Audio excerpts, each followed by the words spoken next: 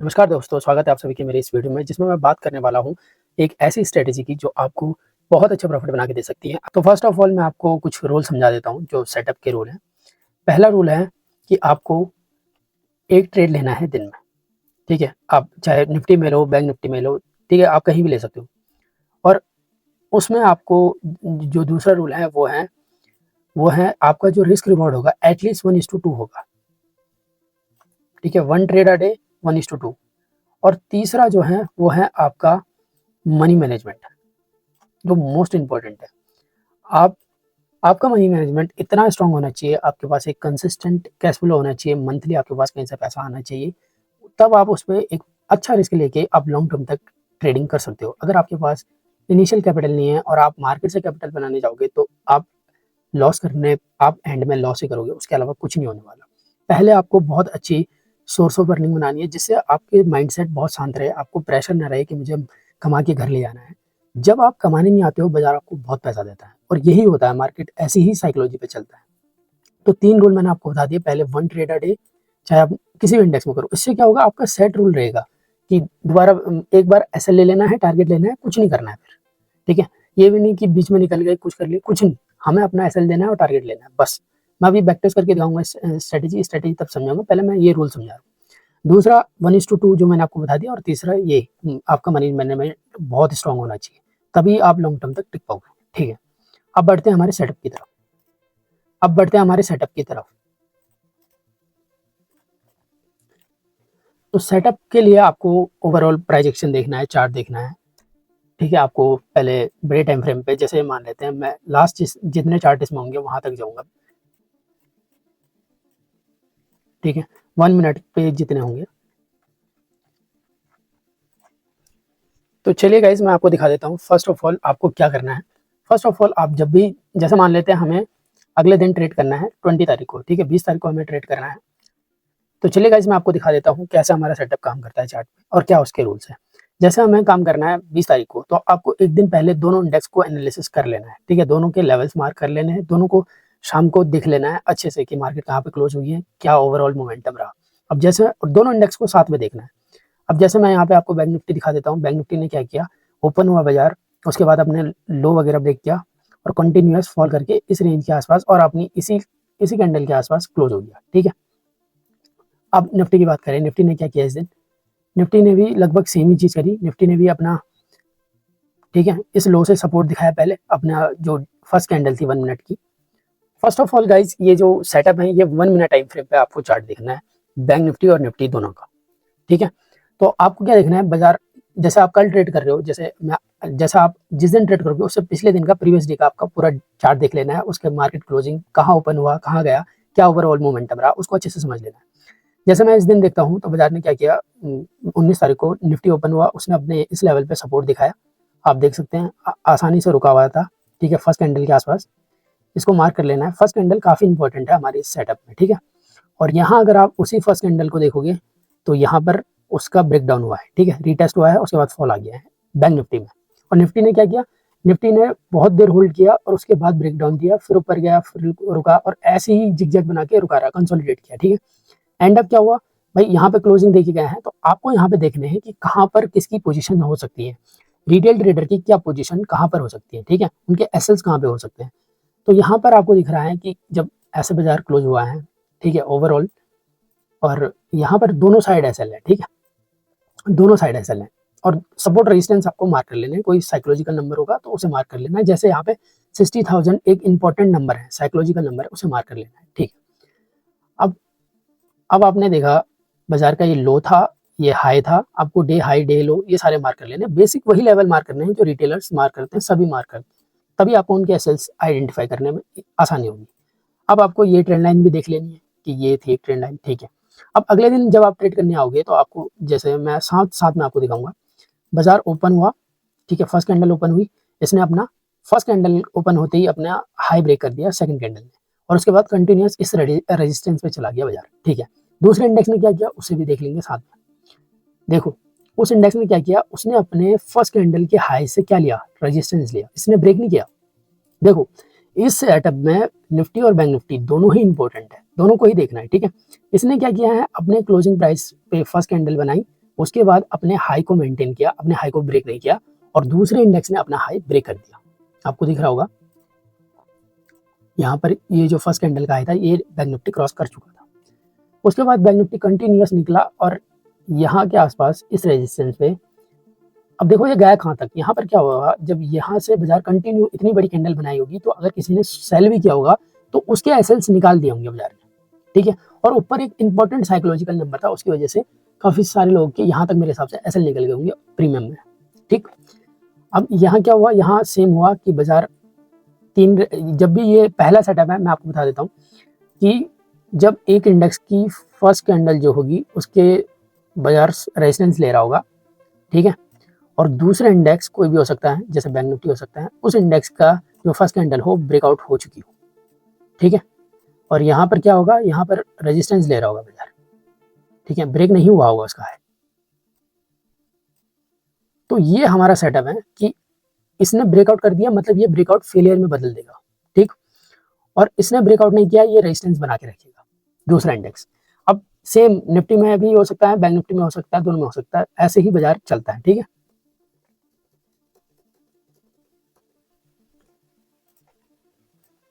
अब उसके बाद अगर आप देखोगे कि कितने अच्छे फॉल आए हैं, कितना अच्छा मोमेंटम आया आपके लिए, आपको क्या करना है, जैसे इसने हाई ब्रेक कर दिया, इस हाई के आसपास चला गया और यहाँ पे ये रेड कैंडल बनाई, यहाँ से प्राइस एक्शन चेंज होने लग गया और आपको इस इंडेक्स में, अगर आप जिस इंडेक्स में ट्रेड लेना चाहते हो उस इंडेक्स में ले सकते हो, ठीक है। यहाँ पे हमारा सेटअप एक्टिवेट हो जाता है जो हाई ब्रेक नहीं करता और वहां से रेजिस्टेंस लेता है, आप यहाँ पर ट्रेड ले सकते हो, आप कंफर्मेशन के साथ रेड कैंडल बनने के बाद भी ट्रेड ले सकते हो। इसमें जो हमारा ट्रेड रहता है इसमें कुछ ये सेट नहीं है कि आपको कितने पॉइंट का एसएल देना है, क्योंकि कई बार वॉलेटिलिटी ज़्यादा होती है, आप 5 पॉइंट का एसएल दोगे, 10 पॉइंट का एसएल दोगे, लेकिन कुछ रूल हैं कि आपका 1:2 मिनिमम होना चाहिए और आपका एसएल एक लॉजिकल एसएल, हेल्दी एसएल होना चाहिए। क्योंकि देखो ज़्यादातर लोग मार्केट में लॉस इसलिए करते हैं क्योंकि वो जगह ही नहीं देते मार्केट को मूवमेंट करने की, समझ लो। कभी भी आपने देखा होगा ज़्यादातर आपके साथ क्या हुआ होगा कि आपका एसएल हिट किया बाजार ने और उसके बाद सीधा फॉल कर दिया, ज़्यादातर ऐसा होता है। ऐसा मेन रीज़न क्या है इसका, अगर आपके साथ ये प्रॉब्लम बार बार हो रही है तो उसका ये मतलब है आप जबरदस्ती अपने एसएल को छोटा कर रहे हो।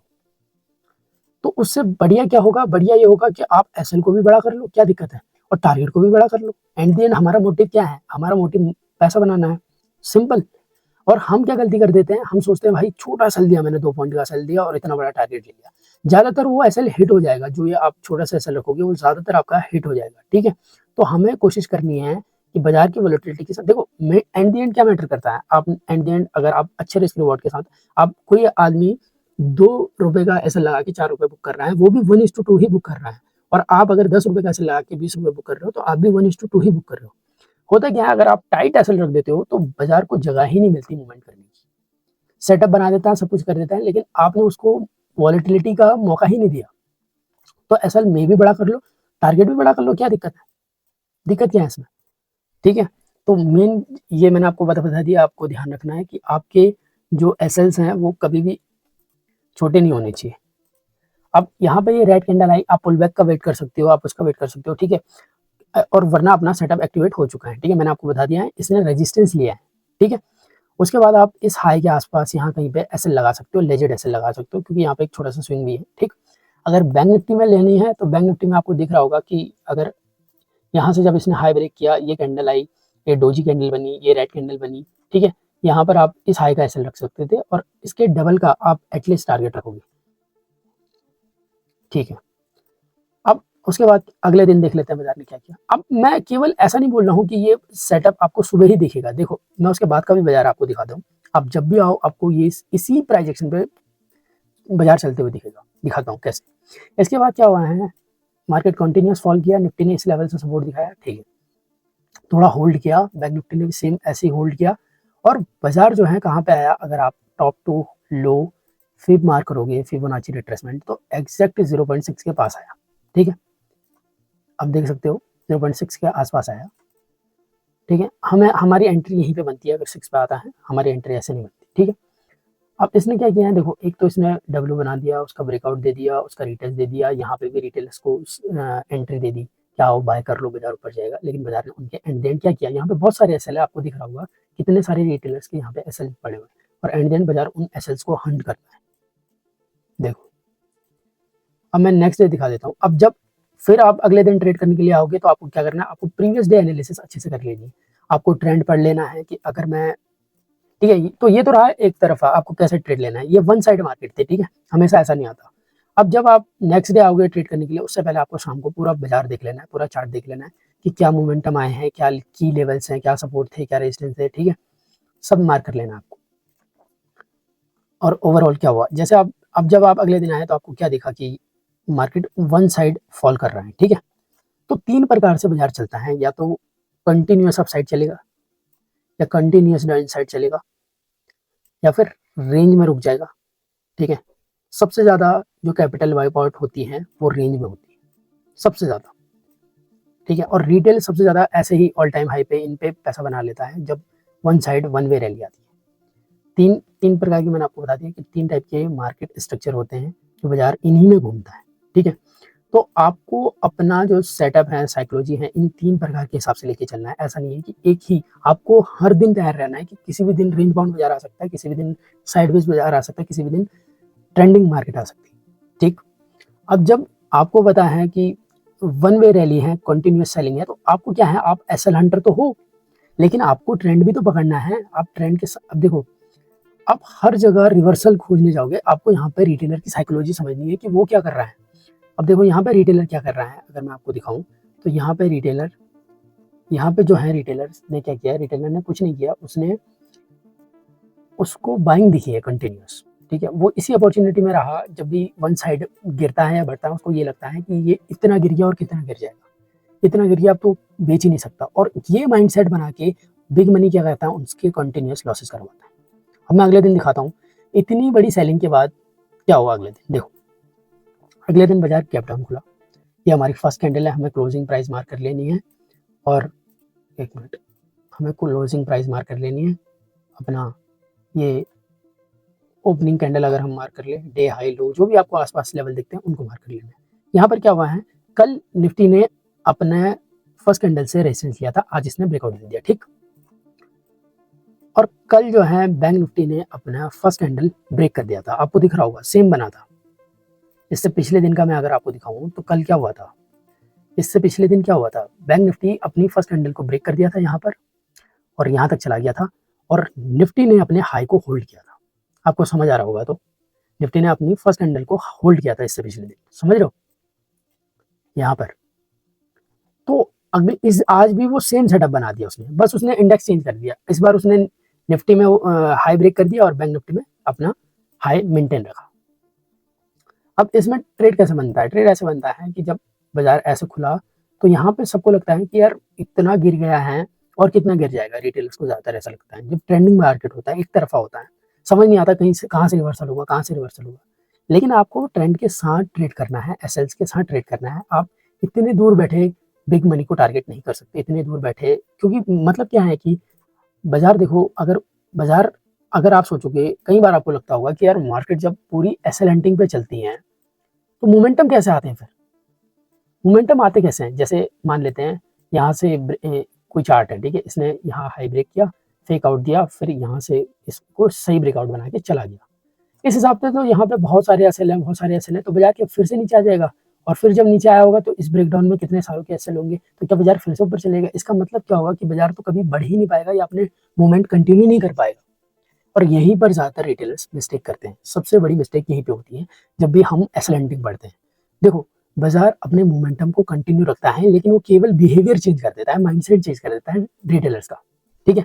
उसको एसएल हंट करने ही है, ऐसा नहीं है कि वो एसएल हंट नहीं करेगा, लेकिन वो माइंडसेट पहले हंट करता है, माइंडसेट चेंज करता है। जैसे बाजार को अगले 4 दिन कंटिन्यू, देखो मार्केट में हर चीज पॉसिबल है, अपनी ईगो बहुत छोटी करके रखना, कंटिन्यूअस भी जा सकता है और ऐसे भी जा सकता है, ठीक है। सुप्रीम क्या है, सुप्रीम बाजार है, सुप्रीम हम नहीं है, ऐसे भी गिर सकता है और ऐसे भी गिर सकता है। हर प्रकार का तुम्हें चार्ट मिल जाएगा, हर प्रकार का।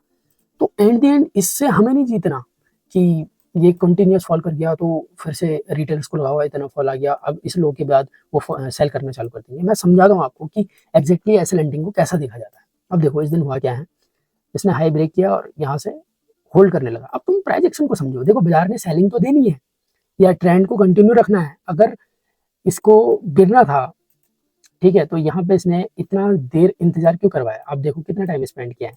मतलब क्या है इन कैंडल का? इन कैंडल का मतलब ये है कि बाजार इनके माइंडसेट को ये दिखा रहा था। अगर मान लेते हैं किसी रिटेलर ने ले भी लिया होगा, तो उसको ये यहाँ पे बेच भी दिया होगा, कहीं पे बेच भी दिया होगा कि यार चलो कंटिन्यू फॉल कर जाएगा, फॉल कर जाएगा। ऐसी कैंडलें दिखा के उनको डरा दिया होगा कि अब घूम जाएगा, घूम जाएगा, अब घूम जाएगा, और उसकी वजह से वो बाइंग की ट्रेड देखने लग जाएंगे कि यार ये तो बहुत ही स्ट्रॉन्ग सपोर्ट है। अगर आप यहाँ पे देखोगे, और अगर आप बैंक निफ्टी को देखोगे, तो उसने भी क्या किया है, उसने भी अपने यहाँ पे एक सपोर्ट सा दिखाया। ठीक है, तो प्राइस जो मोमेंटम उसे करना है, उससे पहले वो बिहेवियर बनाता है। कभी सीधे मोमेंटम नहीं करता, पहले बिहेवियर बना देता है, माहौल बना देता है, उसके बाद उसको सेलिंग कंटिन्यू करी। देखो इन सब के एसेंस लेते हुए गया। अब इस एक तरफा में कितने सारे लोगों ने रिवर्सल प्लान किए होंगे इस ग्रीन कैंडल पे, इस ग्रीन कैंडल पे। अगर आप देखोगे ये 25,000 का लेवल है, इतना बड़ा साइकोलॉजिकल नंबर है कि बहुत को लगा होगा कि यार आप घूम जाएगा, आप घूम जाएगा। बैंक निफ्टी को देखो, ठीक है, तो आपको ट्रेंडिंग मार्केट में भी एसएल हंटिंग करनी आनी चाहिए, साइडवेज में भी आनी चाहिए। और देखो एंड द एंड आप जो चेज कर रहे हो ना, आप बाजार को चेज नहीं कर रहे हो, आपको पैसा केवल और केवल आपका मनी मैनेजमेंट बना के देगा और आपका रिस्क रिवॉर्ड बना के देगा। ठीक है, और आपके रूल्स बना कर देंगे, दैट्स इट। इसके अलावा आपको कोई भी पैसा बना के नहीं देगा, क्योंकि क्या होता है बाजार में सारी चीजें काम करती है। आपको अगर बैक टेस्ट करने जाओगे, कैंडल स्टिक की सबसे बड़ी खूबसूरती ये है कि आप प्राइजेक्शन देखोगे, उसका भी डेटा आपको अच्छा दिखेगा। आप किसी भी चीज का बैक टेस्ट कर लो, ईएमए का बैक टेस्ट कर लो, आपको अच्छा दिखेगा।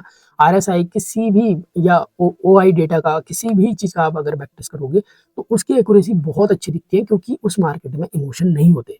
लाइव मार्केट में हमारे बहुत सारे इमोशन होते हैं, कैंडल स्टिक एक कैंडल में इमोशन होता है। ठीक है, तो आप ये समझो जो बंद मार्केट है वो मरी हुई मार्केट है, उसमें जीवन नहीं है। ठीक है, वो मरा हुआ है। तो एक मरे हुआ आदमी कभी स्वाद नहीं समझ सकता किसी चीज का। ठीक है, उसको नहीं पता है कैसा टेस्ट है चाय का, पानी का, किसी चीज का। वही हिसाब होता है जब हम बंद मार्केट में अपना बैक टेस्ट करने जाते हैं। कितना बैक टेस्ट कर लो आप, वो मरा हुआ बाजार है, क्योंकि आपके इमोशन आपको पता है कि क्या जा रहा है इसमें, लाइनें तो खींचनी है, कुछ नहीं जा रहा। लेकिन जब आप लाइव मार्केट में बाजार की कैंडल को प्रेडिक्ट करते हो, समझते हो, तो तब आपको समझ आता है एक एक कैंडल में कितना इमोशन है। ठीक है, अब देखो इसको, इस सेलिंग को कोई भी हंटर हो या कुछ हो, कोई कितना बड़ा एसएल हंटर हो, कितना बड़ा ऑपरेटर हो, कोई हो, बिना ऑपरेटर या बिना रिटेल हो, कोई इस सेलिंग को प्रेडिक्ट नहीं कर सकता। ठीक है, कोई एक तुक्का लग जाए, दो तुक्का लग जाए, लेकिन ये बोलना कि मेरे को तो पता था कि इतना गिर जाएगा, किसी को नहीं पता होता। सारी चीज प्रोबेबिलिटी की होती है, हम प्रोबेबिलिटी पे ट्रेड करते हैं। और हमारा पैसा जो बनता है, हम रिस्क रिवॉर्ड से पैसा बनाते हैं, इस बात को ध्यान रखना। ट्रेडिंग में स्ट्रेटेजी से कभी पैसा नहीं बनता, हम पैसा बनाते हैं रिस्क रिवॉर्ड से और मनी मैनेजमेंट से, बस यही दो चीजें हैं। और आदमी पूरी कोशिश किस पे करता है, बैक टेस्टिंग पे, स्ट्रेटेजी पे, उसी पे ध्यान रहता है। तो ये मैंने आपको बता दिया कि ये सारी चीजें हैं। अब देखो हुआ क्या है, अब इस यहाँ पे मार्केट क्लोज हुई है। ठीक है, ओवरऑल इस दिन का अगर आप चार्ट देखोगे, क्या हुआ है, इतना बड़ा फॉल आया। अगर किसी ने बाद में पुल बैक का वेट किया होगा, देखो होता क्या है, किसी ने सोचा पुल बैक पे सेल करूंगा, तुम कहाँ पकड़ोगे, कौन सा पुल बैक पकड़ोगे, निकाल दिया, इस रेजिस्टेंस से भी निकाल दिया, यहाँ चला गया, और फिर ऐसा आगे नीचे। अब इस बाजार को सोच लो आप, ये कहाँ तक रिट्रेसमेंट देगा, ये बहुत हार्ड हो जाता है पकड़ना। समझ रहे हो, अब कहाँ से फिर मारोगे आप, यहाँ से अगर 0.6 का वेट करोगे, तो वहां से आइए। ठीक है, ये जरूर काम करिए, सिंगल फिप ने जरूर काम किया 0.6 के लेवल पे। जिन लोगों को नहीं पता, फिप की मैं एक डिटेल वीडियो बना दूंगा, उसमें समझा दूंगा कि फिबोनाची रिट्रेसमेंट कैसे काम करती है।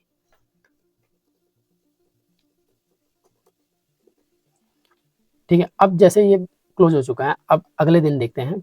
इस दिन का मैंने आपको समझा दिया कि बाजार, इसने अपने रेजिस्टेंस फर्स्ट कैंडल पे होल्ड किया, दूसरे ने ब्रेकआउट किया निफ्टी ने, और ये यहाँ पे रुके, बायर्स को इन्वाइट किया, उनके एसएल लिए। लेकिन ये बहुत ज्यादा ही फॉल है, इसमें थोड़ा साइकोलॉजी का भी इन्वॉल्वमेंट है, खाली एक सेटअप पे नहीं आया है ये कि एसएल हैंड करने हैं, इसमें थोड़ा साइकोलॉजी का भी है। धीरे धीरे आपको समझ आएगा। अब अगले दिन देखते हैं अगले दिन क्या हुआ है। तो जैसे इस दिन आपको ट्रेड करना है, तो आप पहले पिछले दिन के सारे लेवल मार्क करोगे कि बाजार ने क्या किया है। बाजार ने एक ये लो बनाया है, एक ये कोई लेवल बनाया है, एक ये कोई हाई बनाया है, ये कोई हाई बनाया है। उसके पिछले दिन क्या किया है, ठीक है, इसमें क्या किया है, दूसरे इंडेक्स में अगर आप जाओगे तो आपको दिखेगा कि इसने अपना हाई ब्रेक कर दिया। ठीक है, यहाँ पर इस दिन, ठीक है, निफ्टी ने सोचो वी शेप रिकवरी कर दी। अब यहाँ पे बहुत अच्छा चार्ट है, देखो बहुत अच्छा चार्ट है दोनों इंडेक्स का। ये इंडेक्स अपने फर्स्ट कैंडल के आसपास आया जहां ओपन हुआ, और वहां से इसने रिट्रेसमेंट कर दिया, फॉल कर दिया। और दूसरे इंडेक्स ने अपने हाई को ब्रेक कर दिया। इसका मतलब क्या है?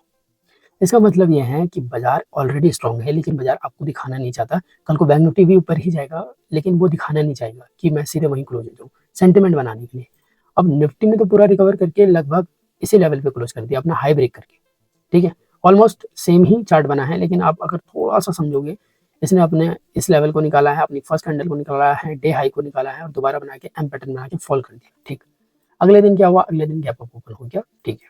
आप यहाँ पे देखो गैप अप ओपन हो गया। आपको ये भी सारे लेवल मार्क करने हैं दोनों इंडेक्स में, जहाँ पे, ठीक है। अब यहाँ पे मैं आपको दिखाऊं तो यहाँ पे क्या हुआ है, यहाँ पे अब दूसरे दिन इतना बड़ा गैप अप ओपन हुआ है, फर्स्ट कैंडल बनी है बैंक निफ्टी में और कंटिन्यूस ब्रेकआउट हो रहा है, ठीक है। निफ्टी में क्या हो रहा है? तो निफ्टी में ये भी एक इम्पोर्टेंट लेवल है, इसको भी हम मार्क कर लेते हैं, ठीक है। तो निफ्टी ने जो है अपनी फर्स्ट कैंडल का लो ब्रेक किया है। अगर आप अच्छे से देखोगे तो यहाँ पे लो ब्रेक हुआ है। अब आप कहोगे भाई ये तो एक छोटी सी कैंडल बनी है, बहुत छोटी सी, इस पर कौन सेल करेगा, कौन सा रिटेल सेल करेगा? लेकिन आपको सेटअप को समझना है, ठीक है। समझ रहे हो आप जब बैक टेस्ट करोगे, खुद लाइव मार्केट में देखोगे, ऑब्जर्व करोगे, तब आपको समझ आएगा। और दूसरे इंडेक्स ने अपना हाई ब्रेक किया, एक इंडेक्स ने अपना लो ब्रेक कर दिया। अब आप समझो यहाँ पर कौन ज़्यादा इन्वाइट होगा, क्या होगा? ये साइकोलॉजिकल चार्ट है, बहुत हार्ड चार्ट है, ऐसा चार्ट नहीं है, नॉर्मल चार्ट नहीं है। ये चार्ट समझने में के लिए आपको ज़्यादा डीप में मार्केट को समझना पड़ेगा, थोड़े लेवल समझने पड़ेंगे। इसमें क्या हुआ है देखो, इसमें अब जब दोनों इंडेक्स ने हाई निकाल दिए, उसके बाद ये अपना रीटेस्ट करने लग गया, ठीक है। ब्रेकआउट हुआ, रीटेस्ट करने लग गया। हमें यही सिखाया गया है कि ब्रेकआउट हो, रीटेस्ट हो, उठा लो, ठीक है। और ये कंटिन्यू भागे जा रहा है, भागे जा रहा है, भागे जा रहा है। अब यहाँ पर आपकी ट्रेड बनता है यहाँ पे, ठीक है। मैं समझाता हूँ आपको यहाँ पे ट्रेड कैसे बनता है। यहाँ पे ट्रेड इसलिए बनता है क्योंकि काफ़ी सारे रिटेलर्स आएंगे, ठीक है, काफ़ी सारे, ठीक है। उन्हें क्या सिखाया है कि जब ऐसे, क्योंकि एक इंडेक्स तो कंटिन्यू जा रहा है, देखो बैंक निफ्टी का फोमो उन्हें निफ्टी पर खरीद, देखो यहाँ पर कहीं रिट्रेसमेंट नहीं है, इसने जगह ही नहीं दी बाय करने की। लेकिन दूसरा इंडेक्स रुका हुआ है तो वो समझेंगे कि यहाँ हम रिट्रेसमेंट मिला है, इसे उठा लेते हैं, ठीक।